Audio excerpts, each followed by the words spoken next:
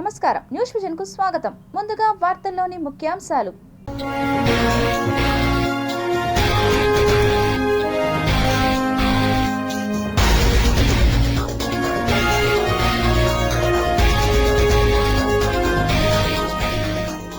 మళ్లీ భయపడుతున్న Nipah virus, high alert ప్రకటించిన కేంద్రం.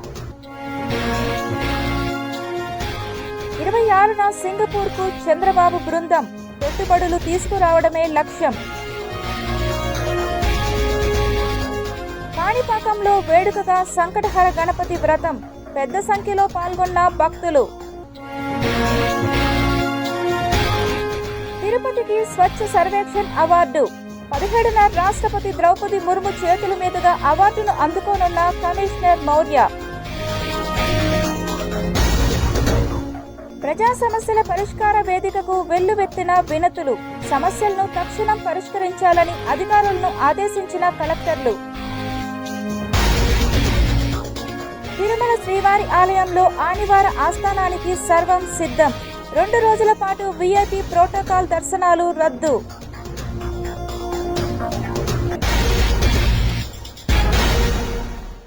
తిరుపతి రైల్వే స్టేషన్ సమీపంలో భారీ అగ్ని ప్రమాదం సంభవించింది. రైల్వే స్టేషన్ సమీపంలో హిసార్ ఎక్స్ప్రెస్లో మంటలు చెలరేగాయి. తిరుపతి రైల్వే స్టేషన్ సమీపంలో హిసార్ తిరుపతి ఎక్స్ప్రెస్లో మంటలు చెలరేగాయి. ప్రయాణికుల్లో భయాందోళనలు రేకెత్తించాయి మరియు వందే భారత్ రైలు సకాలంలో ఆగిపోయింది. రాజస్థాన్ నుండి తిరుపతికి వస్తున్న హిసార్ ఎక్స్ప్రెస్ రైలులో అకస్మాత్తుగా మంటలు చెలరేగాయి. ప్రయాణికుల్లో భయాందోళనలు రేకెత్తించాయి. దీంతో ఆ ప్రాంతంలో రైల్వే సేవలను నిలిపివేశారు. మంటలు వేగంగా వ్యాపించాయి. రైల్వే అధికారులు అత్యవసరంగా స్పందించారు. సమాంతర ట్రాక్పై వెళ్తున్న వందే భారత్ రైలు సకాలంలో ఆగిపోయింది. ఈ సంఘటన తిరుపతి రైల్వే స్టేషన్ సమీపంలో జరిగింది. మంటలను ఆర్పడానికి అగ్నిమాపక సిబ్బంది సంఘటనా స్థలానికి చేరుకొని మంటలను అదుపు చేశారు. భారీ స్థాయిలో మంటలు రావడంతో అదే సమయంలో పక్క ట్రాక్పై వెళ్తున్న మరో రాయలసీమ ఎక్స్ప్రెస్ రైలుకు కూడా మంటలు అంటుకున్నాయి. సిబ్బంది అప్రమత్తతతో భారీ ప్రమాదం తప్పినట్టు అయ్యింది. ఎందుకంటే సకాలంలో మంటలు ఆర్పివేశారు సిబ్బంది. అంతేకాదు, మంటలు అంటుకున్న రైల్వే బోగీని పక్కకు తొలగించడంతో పెను ప్రమాదం తప్పింది. రైల్వే స్టేషన్ నుంచి గ్యారేజ్కు రైలు వెళ్తుండగా ఈ ప్రమాదం చోటు చేసుకోగా ఘటనా స్థలానికి చేరుకుని ప్రమాదానికి గల కారణాలను అన్వేషిస్తున్నారు రైల్వే పోలీసులు, ఉన్నతాధికారులు, స్థానిక పోలీసులు. సో ఈరోజు ఆఫ్టర్నూన్ 2 to 2:30 PM మధ్యలో ఈ హిసార్ ఎక్స్ప్రెస్ని స్టంటింగ్ నెక్ నుంచి ప్లాట్ఫామ్కి తెస్తున్న ప్రాసెస్లో సడన్గా ఈ జనరల్ కోచ్ ఏదైతే ఉందో అందులో షార్ట్ సర్క్యూట్ రీజన్ అని అంటున్నారు ప్రజెంట్ ప్రైమా ఫేషి. దానివల్ల మంటలు అరైజ్ అయ్యాయి. ఇమీడియట్గా లోకో పైలట్ అలర్ట్గా చూసుకోవడంతో దాన్ని డిటాచ్ చేసేసి మిగిలిన ట్రైన్ అన్నది మన తిరుపతి ప్లాట్ఫామ్ మీదకి వచ్చింది. దీంట్లో క్యాజువాలిటీస్ అయితే ఏమీ లేవండి. సో దీని వెనకాల ఏం జరిగిండొచ్చు, ఏమి టెక్నికల్ ఫాల్టా, వేరే అదర్ రీజన్స్ ఏమైనా ఉన్నాయా ఇలా జరగడానికి కనుక్కుంటాము. నెక్స్ట్ టైం ఇటువంటివి రిపీట్ అవ్వకుండా ఏ వింగ్ వాళ్ళు ఎటువంటి సెక్యూరిటీ మెజర్స్ తీసుకోవాలో అవన్నీ చూస్తాము. క్రోమో మెడికేర్ కంపెనీలో రియాక్టర్ పేలి 2కి తీవ్ర గాయాలు అయినట్లు రేణిగుంట డీఎస్పీ శ్రీనివాసరావు తెలిపారు. 1:33 గాజులమాన్యం ఇండస్ట్రియల్ ఎస్టేట్లో గల chromo medicare private limited chemical industry నందు అగ్ని ప్రమాదం సంభవించిందని తిరుపతి అగ్నిమాపక కేంద్రంకు సమాచారం అందిన వెంటనే తిరుపతి అగ్నిమాపక కేంద్రానికి సంబంధించిన 2 ఫైర్ ఇంజన్లు తీసుకొని ప్రమాద స్థలికి రావడం అయింది. ప్రమాద స్థలికి వచ్చి పరిశీలిస్తే ఇక్కడ గ్రౌండ్ ఫ్లోర్లో మంటలు ఇంకా ఉన్నవి. ఆ మంటలను పూర్తిగా మేము మా ఫోమ్ సహాయంతో మంటలను ఆర్పివేశాము. ఈ ప్రమాదానికి కారణం ప్రాథమికంగా మనం మచ్ ఫిల్టర్ అనేది రియాక్టర్ నుంచి వచ్చే మచ్ ఫిల్టర్ లీకేజ్ వలన టోలిన్ సాల్వెంట్ వలన ప్రమాదం జరిగిందని యాజమాన్యం తెలుపుతూ ఉంది. దాని మీద అంచనా వేస్తున్నాము. ఈ ప్రమాదానికి సంబంధించిన గాయపడిన 2 వ్యక్తులను కూడా మా ఫైర్ సిబ్బంది వచ్చే లోపలనే దగ్గరలో గల హాస్పిటల్కి అంబులెన్స్ ద్వారా షిఫ్ట్ చేశారు. ఈ ప్రమాదానికి గల కారణాలు, ఆస్తి నష్టం అంచనా వేయడం జరుగుతుంది. టీటీడీ అన్నమాచార్య కళామందిరంలో 3 రోజుల పాటు నిర్వహిస్తున్న రాగరసజ్ఞ మిడ్ ఇయర్ ఫెస్టివల్ 2025 ముగింపు కార్యక్రమానికి TTD board member Bhanuprakash Reddy ముఖ్య అతిథిగా విచ్చేశారు. భారతదేశంలోనే ఏ రాష్ట్రంలో లేని విధంగా కూటమి ప్రభుత్వంపై ఏడాది కాలంలో ఇంతటి ప్రజా వ్యతిరేకత రావడం కేవలం ఆంధ్రప్రదేశ్ రాష్ట్రంలోనే నెలకొందని వైఎస్ఆర్ కాంగ్రెస్ పార్టీ తిరుపతి నియోజకవర్గ ఇన్ఛార్జ్ భూమన అభినయ్ రెడ్డి పేర్కొన్నారు. ఈ సంవత్సరం రోజుల్లో చంద్రబాబు నాయుడు గారు అమలు చేస్తానున్నటువంటి పథకాలను ఏ విధంగా అమలు చేయకుండా ప్రజలను వంచిస్తున్నారో తెలియజెప్పే కార్యక్రమమే ఈ కార్యక్రమం. అందులో భాగంగా ఈరోజు స్థానిక 1వ వార్డులో కార్పొరేటర్ రాధారెడ్డి గారు అలానే పార్టీ నాయకులు అందరూ కలిసి ఈ కార్యక్రమాన్ని చేపట్టడం జరిగింది. ప్రతి ఇంటికి నాయకులే వెళ్ళి, స్థానిక నాయకులే వెళ్ళి చంద్రబాబు నాయుడు గారు గతంలో ఎన్నికలప్పుడు ఏం చెప్పారు, ఇప్పుడు ఏం చేస్తున్నారు, జగన్మోహన్ రెడ్డి గారి పరిపాలన ఇంతకు మునుపు ఏ విధంగా ఉండేది, ఇచ్చిన మాటకు కట్టుబడి ఎన్ని ఇబ్బందులు ఎదురైనా సంక్షేమ పథకాలను టెన్షన్గా అందించేటటువంటి జగన్ గారి ప్రభుత్వంలో మీకు అందినటువంటి ప్రభుత్వ సహాయం ఏ విధంగా ఉండేది, ఇప్పుడు ఎలా ఉంది అన్న పోలికను తెస్తున్నారు. చంద్రబాబు నాయుడు గారు ఇచ్చిన మేనిఫెస్టోని తెలియజేస్తూ ప్రతి ఇంటికి వెళ్ళి ఫ్రీ బస్ అన్నారు, తర్వాత ఉచిత బస్సు అన్నారు, తర్వాత వచ్చేసి ప్రతి ఇంటికి 3 సిలిండర్లు ఇస్తానన్నారు. అది దానికి సంబంధం లేకుండా ప్రతి ఆడబిడ్డకి మేము ప్రతి ఇంటికి కూడా 3 సిలిండర్లు ఇస్తామన్నారు. తర్వాత తల్లికి వందనం అని చెప్పి ప్రతి బిడ్డకి 15,000 అని చెప్పినారు. మహిళా సంఘాల పొదుపు డబ్బును ఆర్పీతో కుమ్మక్కై కోట్లు దిగమింగిన ఇండియన్ బ్యాంక్ సిబ్బందిని వెంటనే అరెస్టు చేసి తమకు న్యాయం చేయాలంటూ 37 మహిళా సంఘాలకు చెందిన మహిళలు బైరాగిపట్టిన సిపిఎం ఆఫీసు వద్దనున్న ఇండియన్ బ్యాంక్ ముందు ధర్నాకు దిగారు. సిపిఎం నాయకుల ఆధ్వర్యంలో ఇండియన్ బ్యాంకును చుట్టుముట్టారు. బ్యాంకు ప్రధాన ద్వారం రోడ్డుపై బైఠాయించి తమను మోసం చేసిన వారిని అరెస్టు చేయాలంటూ నినాదాలు చేశారు. ఆర్పీకు సహకరించిన బ్యాంకు అధికారులపై చర్యలు తీసుకోవాలని డిమాండ్ చేశారు. బ్యాంకులో లావాదేవీలను స్పందింపజేసి మోసపోయిన డ్వాక్రా సంఘాల మహిళలంతా పెద్ద ఎత్తున నిరసన వ్యక్తం చేశారు. బ్యాంకు మేనేజరు స్టేట్మెంట్ ఇచ్చారు. ఏమమ్మా మీరు ఎక్కడ కడుతున్నారు, మీకు మీరు డబ్బులే కట్టలేదు కదా అని అడిగారు. మేము అడిగిన తర్వాత మేము ఆర్పీకి ఫోన్ చేశాము. ఆర్బీకి ఫోన్ చేస్తే అదంతా ఏం లేదమ్మా మీరు వచ్చేసేయండి నేను మాట్లాడుతాననేది. అప్పటికి అంతకుముందే శ్రీకృష్ణుడు సంఘం అనేది ఆడిటింగ్ అంతా జరిపి డబ్బులు అక్కడ కట్టించుకుని వెళ్ళిపోయారు. దాంట్లో 10,000, 5,000 కట్టేసి పొదుపు డబ్బులు కట్టకుండా చేసేసి మొత్తము డబ్బులంతా ఆమె 7 లక్షల వరకు మాకు అన్యాయం చేసేసింది. ప్రముఖ పుణ్యక్షేత్రమైన కాణిపాకంలో సంకటహర గణపతి వ్రతాన్ని నిర్వహించారు. పౌర్ణమి గడిచిన 4వ రోజున ఆలయ ఆస్థాన మండపంలో సంకటహర గణపతి వ్రతాన్ని నిర్వహించడం ఆనవాయితీ. ఉదయం 10 గంటల నుంచి 11 గంటల వరకు, సాయంత్రం 5 గంటల నుంచి 6 గంటల వరకు వ్రతాన్ని నిర్వహించారు. రాత్రి 7 నుంచి 8 గంటల మధ్యలో స్వర్ణరథంలో గణనాథుడు భక్తులకు దర్శన భాగ్యం కల్పించారు. ఈ నెల 22న ప్రధాన ఆలయానికి అనుబంధంగా ఉన్న మణికంఠేశ్వర ఆలయంలో సాయంత్రం 5 నుంచి 6 గంటల మధ్య ప్రదోషకాల పూజలు జరుగుతుందని ఆలయ అధికారులు తెలిపారు. వరసిద్ధి వినాయక అనగా ఏమైతే మనం కోరుకున్నామో దాన్ని సిద్ధించేదని అనుగ్రహించే స్వామి. స్వయంగా వెలిసిన మూర్తి ఫస్ట్ శిరస్సు, తర్వాత ముఖము, నేత్రములు, కుండము, గజ్జవుడికి స్వామివారి దర్శనం. ఆ నీళ్ళల్లో ఉండడం స్వామి చాలా విశేషం. కాబట్టి ఈ వరసిద్ధి వినాయక స్వామి వారి ఆలయాన్ని, క్షేత్రాన్ని వచ్చి దర్శించండి. ఈ వ్రతంలో పాల్గొనండి. అధిక సంఖ్యలో పాల్గొంటున్నారు కాబట్టి ఉదయం సాయంత్రం చేసే ఈ యొక్క వ్రతం 3 పర్యాయాలు, 5 పర్యాయాలు, 11 పర్యాయాలు ఎంత జీవితాల్లో కూడా చేసుకోవచ్చు అనేటువంటిది పురాణ కథ.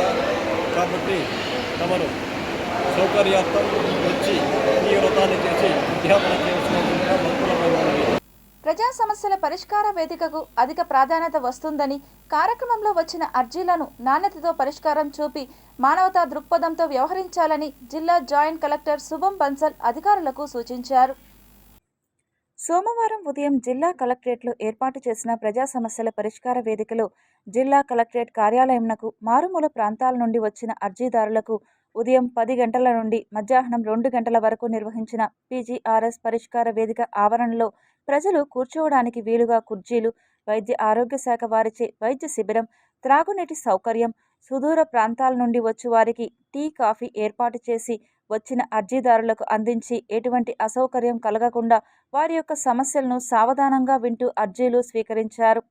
జిల్లాలోని డివిజన్, మండల స్థాయి వరకు ఆర్డీఓలు, తహసీల్దార్లు, ఎంపీడీఓలు తదితర అధికారులు వీడియో కాన్ఫరెన్స్ అనుసంధానంతో అర్జీదారుల సమస్యలపై అధికారులతో అక్కడికక్కడే వర్చువల్ విధానంలో మాట్లాడి పరిష్కారం చూపుతున్నారు. ఈ సందర్భంగా పీజీఆర్ఎస్ అర్జీలను నిర్దేశిత గడువులోపు పరిష్కరించాలని, పెండింగ్ అర్జీలను నిర్ణీత గడువులోగా అర్థవంతంగా పరిష్కరించాలని జిల్లా జాయింట్ కలెక్టర్ శుభం బన్సల్ అధికారులను ఆదేశించారు. జిల్లా రెవెన్యూ అధికారి జి నరసింహులు, స్పెషల్ డిప్యూటీ కలెక్టర్లు దేవేంద్రరెడ్డి, శివశంకర్ నాయక్, సుధారాణి, రోజ్మాండ్ ప్రజల నుండి అర్జీలు స్వీకరించారు. వివిధ ప్రాంతాల నుండి వచ్చిన అర్జీదారుల నుండి వినతులను స్వీకరించి ఆన్లైన్ నమోదు చేసి అర్జీదారులకు రసీదులు అందించారు. అదేవిధంగా తిరుపతి శిల్పారామంలో సుమారు 29 మంది కాంట్రాక్ట్ కార్మికులుగా 11,000 రూపాయల వేతనంతో జీవనం సాగిస్తున్నారని, ఇప్పటికైనా రాష్ట్ర ప్రభుత్వం కలగజేసుకొని తమకు న్యాయం చేయాలని జిల్లా జాయింట్ కలెక్టర్లకు వినతి పత్రాన్ని అందజేశారు. శిల్పారామంలో మేమందరం హౌస్ కీపింగ్ వర్కర్స్గా సెక్యూరిటీగా పనిచేస్తున్నాము. మాకు నెలసరి జీతం ఇప్పుడు 11,000 రూపాయలు నెలకి ఇస్తున్నారు. అది బాడిగలు కట్టుకునేదానికి, ఇంటి సమస్యలకి, విద్యా ఖర్చులకి, పిల్లల చదువులకి దేనికి చాలడం లేదు. జీవో ప్రకారం అయితే మాకు 17,600 రూపాయలు ఇస్తున్నామని చెప్పేసి వాళ్ళు గవర్నమెంట్లో లిస్టు చూపిస్తున్నారు. ఆన్లైన్లో పోయి చూస్తే గవర్నమెంట్ ఎంప్లాయీ చూపిస్తున్నారు. గవర్నమెంట్ తరపున పథకాలు ఏమీ రావడం లేదు. ఉదాహరణకు పెన్షన్లు కానీ, ఓల్డ్ పెన్షన్లు కానీ, అమ్మఒడి పథకాలు కానీ, సబ్సిడీ పథకం, గ్యాస్ సిలిండర్లు కానీ, గవర్నమెంట్ స్కీమ్స్ ఏవి కానీ మాకు రావడం లేదు. అన్ని కట్ చేసేసినారు. మాకు ఈ 11,000 రూపాయలతో మేము జీవనం సాగించడం చాలా కష్టంగా ఉన్నది. మా సీఈఓకి ఈ తరఫున మాకు జీతం పెంచమని చెప్పేసి ఒక మెయిల్ ద్వారా లెటర్ కూడా పంపించాము. ఆయన ఏమీ యాక్షన్ తీసుకోలేదు. తిరుపతి నగరపాలక సంస్థ కార్యాలయంలో సోమవారం నిర్వహించిన డయల్ యువర్ కమిషనర్ ప్రజా ఫిర్యాదుల పరిష్కార వేదికకు 43 వినతులు వచ్చాయని కమిషనర్ మౌర్య తెలిపారు. సోమవారం నగరపాలక సంస్థ కార్యాలయంలో డయల్ యువర్ కమిషనర్ ప్రజా ఫిర్యాదుల పరిష్కార వేదిక కార్యక్రమం నిర్వహించారు. ఫోన్ ద్వారా 15 మంది తమ సమస్యలు తెలుపగా 28 మంది నేరుగా వచ్చి వినతులు సమర్పించారు. వార్డుల్లో సమస్యలు పరిష్కరించాలని డిప్యూటీ మేయర్ ఆర్సీ మునికృష్ణ కోరారు. సంజయ్ గాంధీ కాలనీలో మురుగునీటి కాలువలు శుభ్రం చేయాలని, కొర్లగుంట మధురానగర్లో సీసీ రోడ్లు ఏర్పాటు చేయాలని, సుందరయ్య నగర్లో చెట్ల కొమ్మలు తొలగించాలని, దివ్యాంగుల పింఛన్ ఇప్పించాలని, కోటకొమ్మల వీధిలోని అన్నమయ్య హోటల్ వద్ద పరిసరాలు శుభ్రం చేయించాలని, గిరిపురం మెయిన్ రోడ్డు నందు కాలువ పూడిక తీసి నిర్మాణం చేయాలని, శివజ్యోతి నగర్లోని ఖాళీ స్థలం కోర్టులో ఉన్న కొంతమంది అక్రమంగా నిర్మాణాలు చేస్తున్నారు, న్యాయం చేయాలని, హోంస్టేల పేరుతో నగరంలోని రోడ్లపై పార్కింగ్ చేయడంతో ఇబ్బందులు వస్తున్నాయని, నెహ్రూ నగర్ నందు డీకేటీ భూమిలో నిర్మాణాలు చేస్తున్నారు, అడ్డుకోవాలని, తిమ్మినాయుడు పాలెంలో తెలుగంగ నీరు ఇప్పించాలని, పారిశుద్ధం మెరుగ్గా చేపట్టాలని కోరారు. తిలక్ రోడ్లోని మ్యాన్హోల్ పక్కన ఉన్న గుంట పూడ్చాలని, సంజయ్ గాంధీ కాలనీలో స్క్రాప్ షాప్ వలన పెద్ద శబ్దాలతో ఇబ్బందిగా ఉంది, పరిష్కరించాలని కోరారు. ఆయా సమస్యలను విభాగాల వారికి పంపి వెంటనే పరిష్కరించాలని ఆదేశించామని అదనపు కమిషనర్ తెలిపారు. తిరుపతి జిల్లా పోలీస్ కార్యాలయానికి ప్రతి సోమవారం లాగే నిర్వహించిన మీకోసం ప్రజా సమస్యల పరిష్కార వేదిక కార్యక్రమానికి 113 ఫిర్యాదులు వచ్చాయి. తిరుపతి జిల్లా ఎస్పీ కార్యాలయంలో జరిగిన పరిష్కార వేదికకు అందిన ఫిర్యాదులను సంబంధిత పోలీస్ అధికారులకు అప్పగించి సకాలంలో పరిష్కార మార్గం చూపవలసిందిగా ఎస్పీ హర్షవర్ధన్ రాజు ఆదేశాలు ఇచ్చారు. ఈ కార్యక్రమంలో అదనపు ఎస్పీలు రవి మనోహరాచారి, నాగభూషణం, క్రైమ్ ఎస్బీ షాదిక్ ఆలీ, సిఐలు శ్రీహరి ప్రసాద్, కిషోర్, తిమ్మయ్య, శ్రీరాములు, మురళి, సునీల్ కుమార్, నాగరాజు తదితర పోలీస్ అధికారులతో పాటు ఫిర్యాదుదారులు పాల్గొన్నారు. కేంద్ర ప్రభుత్వం ఏటా ప్రతిష్టాత్మకంగా అందించే స్వచ్ఛ సర్వేక్షణ్ అవార్డుకు తిరుపతి నగరపాలక సంస్థ ఎంపికైంది. 3 లక్షల జనాభా కేటగిరీలో తిరుపతి నగర కార్పొరేషన్ సూపర్ స్వచ్ఛ లీగ్ను కైవసం చేసుకుంది. ఈ నెల 17న ఢిల్లీలో రాష్ట్రపతి ద్రౌపది ముర్ము చేతుల మీదుగా అవార్డు అందుకోనున్నారు. పరిశుభ్రమైన పరిసరాల ద్వారా ఆరోగ్యకర సమాజం సాధించే లక్ష్యంతో ప్రధాని మోదీ రూపొందించిన స్వచ్ఛ భారత్ విప్లవం కొనసాగుతోంది. ఏటా స్వచ్ఛ సర్వేక్షణ్ పేరుతో అవార్డులను ప్రకటిస్తూ మున్సిపాలిటీలను, కార్పొరేషన్లను ప్రోత్సహిస్తోంది. తిరుపతి నగరపాలక సంస్థ అవార్డుకు ఎంపిక కావడం పట్ల కమిషనర్ ఎన్ మౌర్యతో పాటు పలువురు నగర ప్రజలు, ప్రజాప్రతినిధులు, అధికారులు, సిబ్బంది హర్షం వ్యక్తం చేశారు. కమిషనర్ మాట్లాడుతూ నగరపాలక సంస్థలోని అధికారుల నుంచి కింది స్థాయి సిబ్బంది, నగర ప్రజల సహకారంతోనే ఈ అవార్డు సాధించగలిగామని అన్నారు. ఇదే స్ఫూర్తితో భవిష్యత్తులో మరిన్ని అవార్డులు సాధించగలుగుతామని ధీమా వ్యక్తం చేశారు. నగరంలో పారిశుద్ధ పనులు మరింత మెరుగ్గా చేపట్టాలని నగరపాలక సంస్థ కమిషనర్ ఎన్ మౌర్య అధికారులను ఆదేశించారు. సోమవారం ఉదయం నగరంలోని మాధవనగర్, మధురానగర్ తదితర ప్రాంతాల్లో ప్రజల నుండి అందిన ఫిర్యాదుల మేరకు పారిశుద్ధ ఇంజనీరింగ్ పనులను పరిశీలించారు. ఈ సందర్భంగా కమిషనర్ మాట్లాడుతూ ఉదయం 6 గంటల్లోపే నగరంలోని అన్ని ప్రాంతాల్లో ఉన్న చెత్త కుప్పలు తొలగించాలని అన్నారు.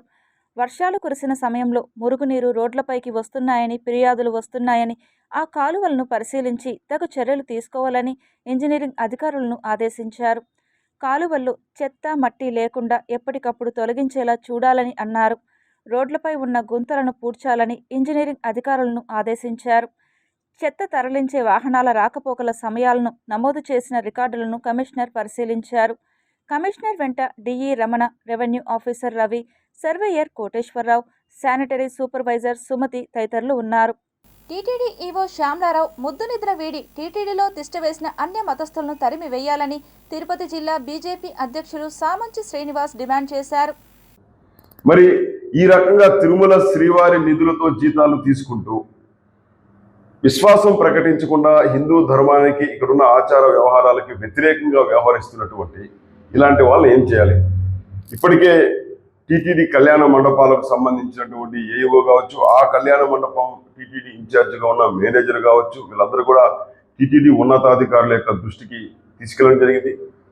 మా పార్టీ టీటీడీ బోర్డు మెంబర్ కూడా దీన్ని ఈఓ గారి దృష్టికి కూడా తీసుకెళ్ళడం జరిగింది. నేను డిమాండ్ చేస్తున్నాను, వెంటనే ఇలాంటి వాళ్ళను ఉపేక్షించాల్సిన అవసరం లేదు. ఈ ఇలియాజర్ అనేటువంటి అన్య మతస్థుని టీటీడీ ఉద్యోగం నుంచి వెంటనే తొలగించాలని చెప్పి ఇవాళ మేము డిమాండ్ చేస్తున్నాం. ఇటీవలే ఒక రాజశేఖర్ అనేటువంటి ఒక ఉద్యోగిని కూడా సస్పెండ్ చేశారు. నేను అడుగుతున్నాను, డిస్మిస్ చేయండి. ఈ రకంగా హిందువులకు ద్రోహం చేస్తూ అసలైన హిందువులు పొందాల్సినటువంటి ఉద్యోగులు అన్య మతస్థులు, ఇతర మతాలను ఆరాధించేటువంటి వ్యక్తులకు ఇవ్వడం కారణంగా నిజమైన హిందువులు ఉద్యోగాలు కోల్పోతున్నారు, నష్టపోతున్నారు. ఇలా ఉన్నటువంటి ప్రతి ఒక్కరిని కూడా తరిమేదాకా మేము ఊరుకునేది లేదు. టీటీడీ నుంచి అన్య మతస్థులను మెడపట్టి గెంటేదాకా మేము ఊరుకునేది లేదు. రాష్ట్రంలో పేదరిక నిర్మూలనే ధ్యేయంగా P4 విధానం ద్వారా పేదలందరినీ ఆర్థికంగా బలోపేతం చేయడమే ఆంధ్రప్రదేశ్ ముఖ్యమంత్రి నారా చంద్రబాబు నాయుడు ప్రధాన లక్ష్యమని కేంద్ర మాజీ మంత్రి, తిరుమల తిరుపతి దేవస్థానం పాలక మండలి సభ్యురాలు పనబాక లక్ష్మి, రాష్ట్ర greening and beautification chairperson Sugunamma తెలిపారు. మనకు తెలుసు, ప్రజలందరికీ కూడా ఇప్పటికే మరి అన్నా క్యాంటీన్ ద్వారా 5 రూపాయలకి అన్నం పెట్టడం అయితేనేమి, 3,000 ఇస్తున్నటువంటి పెన్షన్ని మరి 4,000 చేసి అప్పటి నుంచి ఇప్పటికి కూడా 1వ తేదీనే ఇస్తూ, మరి 1వ తేదీ ఆదివారం వస్తే కూడా ముందు రోజే కూడా ఇచ్చే విధంగా కూడా ఏర్పాట్లన్నీ చేసి కూటమి ప్రభుత్వం ప్రజలకు భరోసా ఇస్తూ అండగా నిలబడుతోంది. అదే కాకుండా ఈ రోజున మరి పిల్లల్ని చదివించుకోవాలని, ఎంతమంది పిల్లలు ఉంటే అంతమందిని చదివించుకునే భాగ్యం ఆ తల్లులకి కల్పించాలని తల్లికి వందనం ద్వారా ప్రతి బిడ్డకు కూడా 15,000 రూపాయలు, 2 ఉంటే 30, 3 ఉంటే 45, దాదాపు 5 మంది పిల్లలు కలిగిన వాళ్ళకు కూడా మరి ఈ తల్లికి వందనం 70,000 వరకు కూడా అందివ్వడం జరిగింది. స్కిల్ డెవలప్మెంట్ ప్రోగ్రాంకి ఎక్కువగా మా ప్రభుత్వం ఇంపార్టెన్స్ ఇచ్చి యువతని ఎక్కువగా ఎంకరేజ్ చేసి వారికి అనేకమైనటువంటి ఇండస్ట్రీస్ని తీసుకొచ్చి వాళ్ళని ఎంప్లాయ్మెంట్ తీసుకువెళ్ళారని చెప్పని మా యువ నాయకులు నారా లోకేష్ గారు అలాగే ముఖ్యమంత్రి చంద్రబాబు నాయుడు గారు కూడా వివిధ దేశాల నుంచి కూడా తీసుకొచ్చి ఇక్కడ ఇండస్ట్రీస్ పెట్టడానికి అనేక విధాలుగా కృషి చేస్తూ ఉన్నారు. P4 విధానంలో కూడా అందరినీ నిరుపేదలను కూడా వారు ఎంతో కొంత సంపాదించుకునే విధంగా తీర్చిదిద్దాలన్న ఒక ఆలోచనతోటి మా ప్రభుత్వం ముందుకెళ్తుంది. ప్రతి గడప గడపకు వెళ్ళి వారికి అభివృద్ధి సంక్షేమ పథకాలన్నీ అందుతున్నాయా లేదా అని చూసి ఎవరికన్నా అందకపోతే ఇక్కడే పరిష్కరించడానికి ట్రై చేస్తున్నారు. అదేవిధంగా నారా లోకేష్ అన్న యువతకు ముఖ్యంగా రాబోయే రోజుల్లో వివిధ పరిశ్రమలు తీసుకొచ్చి అందరికీ నిరుద్యోగ వృత్తి అనేది లేకుండా చేయడానికి ప్రయత్నిస్తున్నారు. ముఖ్యంగా మహిళలు చాలా సంతోషం వ్యక్తం చేస్తున్నారు. దీపం పథకం కింద 3 సిలిండర్లు అందడమే కాకుండా వారికి తల్లికి వందనం పేరుట ఎంతమంది పిల్లలు ఉంటే అంతమంది పిల్లలకి తల్లికి వందనం అందడం వలన అండ్ ఇంకా పెన్షన్ ప్రతి ఒక్కళ్ళకి వస్తుంది. సో మహిళలు, యువత, అదేవిధంగా వృద్ధులు ప్రతి ఒక్కరు చాలా సంతోషం వ్యక్తం చేస్తారు. 2019 నుండి 2024లో గవర్నమెంట్ పోయిన దానివల్ల మళ్ళీ రేషన్ కార్డులు అన్నీ కూడా తీసేశారు. ఈరోజు మళ్ళీ కూడా తిరుపతి నియోజకవర్గం ఇన్ఛార్జి సుగుణమ్మ గారి ఆధ్వర్యంలో అర్హులైన ప్రతి ఒక్కరికి కూడా రేషన్ కార్డు కానీ, పెన్షన్ కానీ, ఇల్లు కానీ అన్ని సంక్షేమ అభివృద్ధి పథకాలన్నీ కూడా ప్రతి ఇంటికి చేరే విధంగా కూటమి ప్రభుత్వం కృషి చేస్తుందని చెప్పి కూడా ఈ సందర్భంగా తెలియజేస్తాను. తిరుపతి జిల్లాలో ఎవరికీ అనుమానం రాకుండా ఇంటి దొంగతనాలకు పాల్పడి సొంత ఊరికి పారిపోతున్న పార్వతీపురం జిల్లా గారుగు గ్రామానికి చెందిన చందక మణికంఠ అనే దొంగను తిరుపతి జిల్లా నాయుడుపేట పోలీసులు అరెస్టు చేశారు. సోమవారం తిరుపతి జిల్లా పోలీస్ కార్యాలయంలో ఏర్పాటు చేసిన విలేకరుల సమావేశంలో ఇందుకు సంబంధించిన పూర్తి వివరాలను ఎస్పీ హర్షవర్ధన్ రాజు మీడియాకు వెల్లడించారు. మణికంఠ వద్ద నుండి 37,44,000 రూపాయలు విలువ చేసే 416 గ్రాముల బంగారు నగలను స్వాధీనం చేసుకున్నట్లు వివరించారు.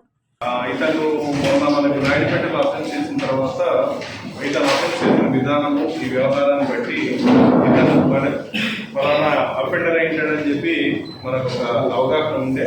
దానికి తోడు మన క్లూస్ టీం కూడా సీన్కి వెళ్ళి స్క్రీన్ అంతా అబ్జర్వ్ చేసిన తర్వాత మాకు అక్కడ వచ్చినటువంటి టెక్నికల్ కన్ఫర్మేషన్తో కూడా ఈ అదాయి అని చెప్పి తెలిసిన తర్వాత ఇతని మీద టీం అంతా కూడా నాయుడుపేట ఇన్స్పెక్టర్ వాళ్ళ సబ్ ఇన్స్పెక్టర్ వాళ్ళ టీం అంతా కూడా కంటిన్యూస్గా అతని మీద వాచ్ పెట్టగా ఈరోజు మార్నింగ్ అవర్స్లో దాని గూడూరు లిమిట్స్లో సెలబ్రేట్. మెగా మెడికల్ క్యాంప్ నిర్వహించేందుకు సహకరించిన అమర్ రాజా గ్రూప్స్ యాజమాన్యానికి తిరుపతి జిల్లా ఎస్పీ హర్షవర్ధన్ రాజు కృతజ్ఞతలు తెలిపారు. ఆఫీసర్స్ అందరికీ కూడా యాన్యువల్ మెడికల్ క్యాంప్ ఆర్గనైజ్ చేశారు. సో ఈ క్యాంప్ ఆర్గనైజ్ చేయడం కూడా మనకు అమర్ రాజా ఎనర్జీ అండ్ అట్లాగే continental and Amar Raja hospitals అందరూ కూడా జనరల్స్గా ముందుకు వచ్చి మాకు మెడికల్ క్యాంప్ ఆర్గనైజ్ చేయడానికి చాలా సపోర్ట్ ఎక్స్టెండ్ చేశారు. ఇన్ఫాక్ట్ వాళ్ళ ప్రిమైసెస్లోనే చెకప్ని కూడా కౌంటర్స్ అరేంజ్ చేసి చాలా పారామీటర్స్లో బ్లడ్ చెకప్స్ అరేంజ్ చేసి సబ్సిక్వెంట్గా వాటిలో ఎక్కడైనా రిస్క్ ఉన్నా కూడా ఫర్దర్ కన్సల్టేషన్ కౌన్సిలింగ్ అంతా కూడా ఆర్గనైజ్ చేయడం జరిగింది. సో మన డిస్ట్రిక్ట్లో అరౌండ్ ఒక 3,000 దాకా పేరెంట్ డాక్టర్స్ ఉన్నారు. సో అందరూ కూడా ఓవర్ 3 days ఈ రోజు స్టార్ట్ చేసుకొని తిరుపతిలోని వాసవి క్లబ్ ఇంటర్నేషనల్ ఆధ్వర్యంలో ఏర్పాటు చేసిన నిత్య అన్నదాన సత్రాన్ని మాజీ రాజ్యసభ సభ్యులు టీజీ వెంకటేష్, తిరుపతి ఎమ్మెల్యే ఆరణి శ్రీనివాసులు ప్రారంభించారు. కర్ణాటక తెలుగు కలుస్తుంది, రాయలసీమ తెలుగు కలుస్తుంది, పక్కనే ఆంధ్ర తెలుగు కలుస్తుంది. 4 ప్రాంతాల తెలుగు ఇక్కడ కలుస్తుంటుంది కాబట్టి ఒక్కొక్కరి మాది తెలుగు అమోఘంగా ఉంటుంది. మా ఎమ్మెల్యే గారితో ఎక్కువ ఉంటుంది, మాది ఎక్కువ ఉంటుంది. కానీ ఎంత ఎక్కువ ఉన్నా మా తెలుగునంతా ఒక సమాజానికి ఒకే వాడుకునే విధానంలో ఉండిపోతాం. వారు ఎవరికి తోచిన విధంగా వారు చేస్తున్నారు కాబట్టి ఇన్ని సేవా కార్యక్రమాలు చేయడానికి వీలైంది. ఇది 1, 2, 3 చేసేది కాదు. ఒక 100 మంది, 1000 మంది, లక్షల మంది చేస్తున్నారు. దాంట్లో ఉన్నవాళ్ళు ఇంకా ఎక్కువగా చేసి దీన్ని ఒక ఆర్గనైజేషన్ తీసుకువచ్చి ఎక్కడికక్కడ అన్నదాన సత్రాలు నిర్మించి పర్మనెంట్గా అన్నదాన కార్యక్రమాలు చేపట్టడం. ఇక్కడే కాదు, ఇందాక చెప్తారు 1,00,000 మందికి అన్నదానం చేస్తున్నప్పుడు చాలా ఆనందంగా ఉంది. వాసవి క్లబ్లో ఒక సిస్టమ్ పద్ధతి ప్రకారం ఉంటుంది. మాకు ఆలోచన ఉంది. మేము చిత్తూరులో ఉన్నప్పుడు కూడా వాసవి కనికా పరమేశ్వరి సోదరులు, ఆర్యవైశ్య సోదరులు ప్రతి కార్యక్రమానికి మేము మా సత్యమైన కుటుంబ సభ్యులతో హాజరవుతున్నాం. మరి ఈ వాసవి క్లబ్ ఇంటర్నేషనల్ స్వచ్ఛంద సేవా సంస్థ సార్, ఈ సంస్థ 1961లో అక్టోబర్ 1వ తేదీన ఒక 11 మందితోటి ప్రారంభమైనటువంటి ఈ సంస్థ ఈరోజు ఆంధ్రప్రదేశ్, తెలంగాణ, కర్ణాటక, మహారాష్ట్ర, తమిళనాడు, ఒరిస్సా, కేరళ రాష్ట్రాలతో పాటు 25 దేశాలలో 1,00,000 మంది సభ్యులతోటి 32 జిల్లాలో విరాజిల్లుతున్నటువంటి ఏకైక సంస్థ వాసవి క్లబ్ ఇంటర్నేషనల్. తిరుపతి ప్రభుత్వ పారిశ్రామిక శిక్షణా సంస్థలో 2025-26 విద్యా సంవత్సరంకు గాను 2వ కౌన్సిలింగ్కు దరఖాస్తులు స్వీకరిస్తున్నట్లు ప్రిన్సిపల్ గణేష్ తెలిపారు. తిరుపతి పద్మావతిపురంలోని ప్రభుత్వ పారిశ్రామిక శిక్షణా సంస్థలో ఏర్పాటు చేసిన విలేకరుల సమావేశంలో కళాశాల ప్రిన్సిపల్ గణేష్ మీడియాతో మాట్లాడుతూ జూలై 20వ తేదీన సెకండ్ కౌన్సిలింగ్కు చివరి తేదీ అని, 23, 25వ తేదీలలో సర్టిఫికేట్ల వెరిఫికేషన్ నిర్వహించడం జరుగుతుందని అన్నారు. 10వ తరగతి పాస్ అయిన విద్యార్థులు, 10వ తరగతి ఫెయిల్ అయిన విద్యార్థులు 1 సంవత్సరం అకాడమిక్ ఇయర్ వృధా కాకుండా ప్రభుత్వ పారిశ్రామిక శిక్షణా సంస్థలో చేరి ఉపాధి పొందే అవకాశాన్ని కల్పిస్తున్నట్లు గణేష్ తెలిపారు. 20వ తేదీ ఈ అప్లికేషన్కి లాస్ట్ డేటు. ఇప్పటి నుంచి ఆన్లైన్లో మనం అప్లై చేసుకోవచ్చు. చేసుకునే వారు మా ఈ కళాశాలల్లో కూడా వచ్చి వారి డీటెయిల్స్ తీసుకొని వస్తే ఇక్కడ కూడా ఆ అప్లికేషన్ అప్లోడ్ చేసి మరి కౌన్సిలింగ్ నాటికి అటెండ్ అవ్వడానికి అవకాశం ఉంటుంది. కాబట్టి ఇక్కడ కావాల్సినటువంటి క్వాలిఫికేషన్ సంబంధించి, క్యాస్ట్కి సంబంధించి సర్టిఫికెట్లు అన్నీ కూడా ఒరిజినల్స్ లేకపోయినా ప్రస్తుతానికి అప్లై చేయడానికి జిరాక్స్ కాపీలతో ఏ ఐటీలో చేరాలనుకున్న ఆ ఐటీకి పోవడం కానీ, దగ్గరున్న ఏ ఐటీకైనా వెళ్ళి మీ యొక్క అప్లికేషన్ను ఫిలప్ చేసుకోవడానికి 20వ తేదీ లాస్ట్ డేటు ఈ నెల. ప్రభుత్వ భూమిని ఎస్సీ, ఎస్టీ, బీసీ వెనుకబడిన కులాలకు రాష్ట్ర ప్రభుత్వం ఇవ్వాలని సిపిఎం నాయకులు బాలసుబ్రహ్మణ్యం విజ్ఞప్తి చేశారు. తిరుపతి జిల్లా వెంకటగిరి నియోజకవర్గం కలపాడు గ్రామం సర్వే నెంబర్ 1లో రెవెన్యూ రికార్డుల ప్రకారం సుమారు 1441 ఎకరాల భూమిలో మేత పొరంబోకు, అడవి పొరంబోకుగా ఉన్నాయని, వాటిని దళిత గిరిజనులు, బడుగు బలహీన వర్గాలు, నిరుపేదలు 30 కుటుంబాలు సాగు చేసుకుని జీవనం చేస్తుంటే రెవెన్యూ, అటవీ శాఖ అధికారులు దౌర్జన్యం చేస్తున్నారని, రాష్ట్ర ప్రభుత్వం కలగజేసుకుని సమస్యను పరిష్కరించాలని తిరుపతి జిల్లా కలెక్టరేట్ కార్యాలయం ముందు పెద్ద ఎత్తున నిరసన కార్యక్రమాన్ని నిర్వహించారు. అదేవిధంగా జంగారిపల్లి ఎంపీటీసీ భర్త శంకరయ్య సుమారు 40 ఎకరాల భూమిని ఆక్రమించిన రెవెన్యూ అధికారులు కన్నెత్తి చూసిన పాపాన పోలేదని తెలిపారు. ఈ నిరసన కార్యక్రమంలో వెంకటగిరి నియోజకవర్గ కన్వీనర్ జంగయ్య, గ్రామస్తులు పెద్ద సంఖ్యలో పాల్గొన్నారు. కనీసం వాళ్ళ బతికేదానికన్నా కూడా అవకాశం కల్పించాలని కలెక్టర్ వారికి సమయంగా మా ఆవేదనను, మా బాధలను తెలియజేయడానికి ఈరోజు ఈ ధర్నా కార్యక్రమము నిర్వహిస్తున్నాము. ఈ కార్యక్రమం వెంటనే కూడా కలెక్టర్ గారికి పోయి అక్కడ జరిగే విషయాలను కూడా విన్నవించుకుంటాము. స్విమ్స్ ఎమర్జెన్సీ మెడిసిన్ విభాగం ఆధ్వర్యంలో శ్రీ పద్మావతి ఆడిటోరియం నందు నిర్వహించిన అతిథి ఉపన్యాస కార్యక్రమంలో doctor RV Kumar, doctor Praveen Kumar Reddy ప్రసంగించారు. Shri Venkateswara institute of medical science emergency medicine విభాగం ఆధ్వర్యంలో ఏర్పాటు చేసిన ఉపన్యాస కార్యక్రమంలో సంచాలకులు ఆర్వి కుమార్ మాట్లాడుతూ, ఎమర్జెన్సీ మెడిసిన్ విభాగం ఎల్లప్పుడూ వేగవంతమైన సవాలుతో కూడిన రంగమని, పేషెంట్లకు అనేక రకాల వైద్య పరిస్థితులను నిర్వహించడానికి ఎమర్జెన్సీ చికిత్స విభాగం మెడిసిన్ వైద్యులు ఎల్లప్పుడూ కృషి చేస్తారని తెలిపారు. ఈ కార్యక్రమానికి వక్తగా విచ్చేసిన lieutenant colonel doctor Praveen Kumar Reddy మాట్లాడుతూ, స్విమ్స్కి రావడం ఎంతో సంతోషంగా ఉందని, వారి సూచనలను విద్యార్థులు తప్పక పాటించాలని తెలిపారు. అంటే ఈ హిమాలయాల ఎత్తుల్లో ఉండేటువంటి ఆరోగ్య సమస్యల గురించి తెలుసుకోవడానికి ఈ గెస్ట్ లెక్చర్ ఏర్పాటు చేశాం. అంతేకాకుండా ఈ చార్ధామ్లో వాలంటీర్గా వెళ్ళి సేవ చేయడానికి ముందుకు వచ్చేటువంటి యువ డాక్టర్లు, నర్సులు, ఫిజియోథెరపిస్టులకు కూడా ఆ అవకాశం కల్పించడం జరుగుతుంది. అంతేకాకుండా మనకి సౌత్ ఇండియాలో మరీ ముఖ్యంగా తెలుగు స్టేట్స్ నుంచి చార్ధామ్ యాత్రకు వెళ్ళే వాళ్లకు, డాక్టర్లకి, వాళ్ళకి ఇక్కడ స్విమ్స్లో శ్రీ వెంకటేశ్వర హెల్త్ మిషన్ ఆధ్వర్యంలో ట్రైనింగ్ కూడా ఏర్పాటు చేస్తూ ఉన్నాం. Tirupati bullion gold jewellery and silver merchants association సమాచారం మేరకు తిరుపతి లోకల్ బులియన్ మార్కెట్లో బంగారం, వెండి ధరలు ఇలా ఉంటాయి. 24 క్యారెట్ల బంగారం 10 గ్రాముల ధర 1,10,400 రూపాయలు. 22 క్యారెట్ల బంగారం 1 గ్రాము ధర 9,170 రూపాయలు. వెండి 1 కేజీ ధర 1,17,400 రూపాయలు. రీటైల్ వెండి 1 గ్రాము ధర 120 రూపాయల 40 పైసలుగా ఉంటుంది. వార్తలు ముగించే ముందు ముఖ్యాంశాలు మరోసారి చూద్దాం.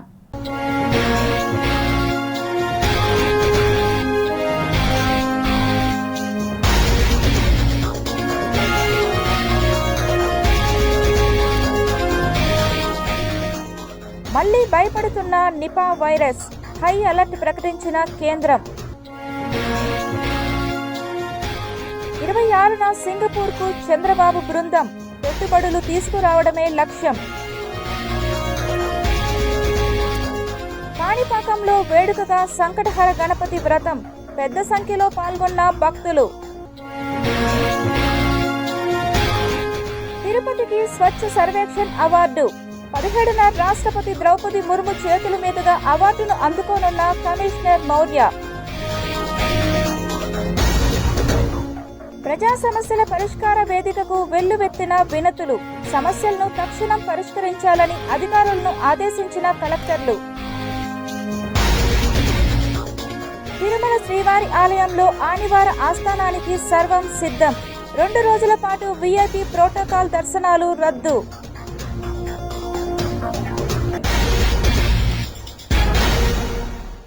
వార్తలు ఇంతటితో సమాప్తం. సమగ్ర సమాచారంతో నెక్స్ట్ విషయంలో మళ్ళీ కలుద్దాం. అంతవరకు సెలవు. నమస్కారం.